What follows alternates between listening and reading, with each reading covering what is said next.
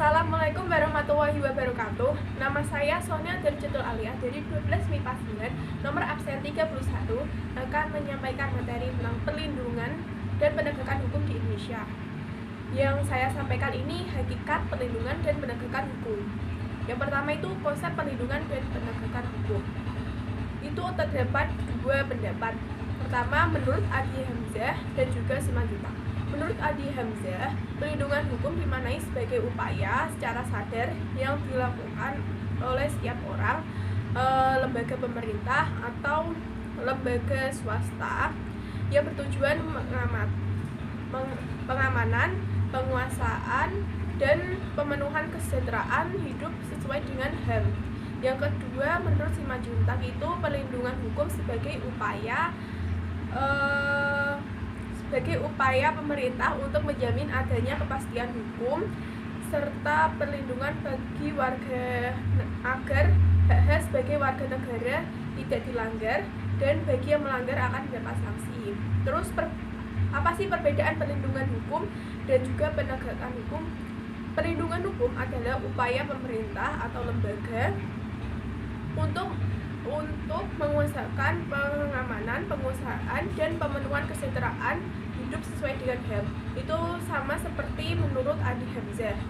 Terus penegakan hukum adalah upaya untuk melaksanakan ketentuan-ketentuan hukum dalam berbagai macam bidang kehidupan.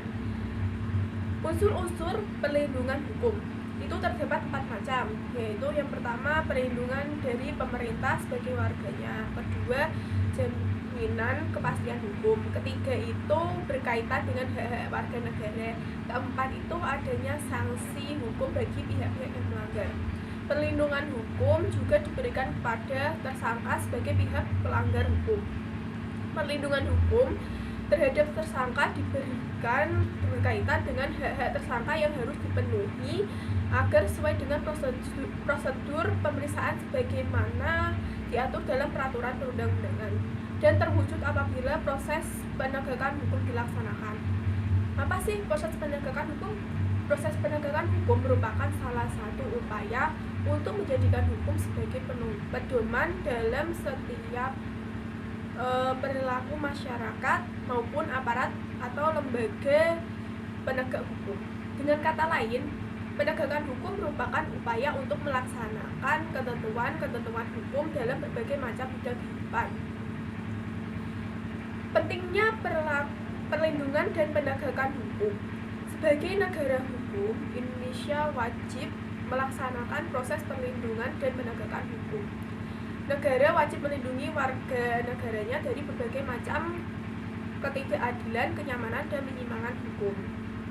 Negara memiliki kekuasaan untuk memaksa seluruh warganya untuk melaksanakan semua ketentuan-ketentuan yang berlaku.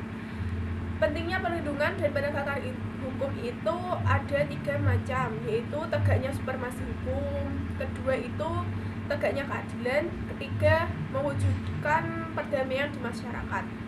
Menurut Surjono Soekarto, keberhasilan proses perlindungan dan penegakan hukum tidaklah semata-mata menyangkut di tegaknya hukum semata. Terus terdapat faktor-faktor keberhasilan dalam perlindungan dan penegakan hukum. Itu terdapat 5 macam. Pertama, hukum itu tidak boleh bertentangan dengan ideologi negara. Kedua, masyarakat yang ada di sekitar. Ketiga itu kebudayaan.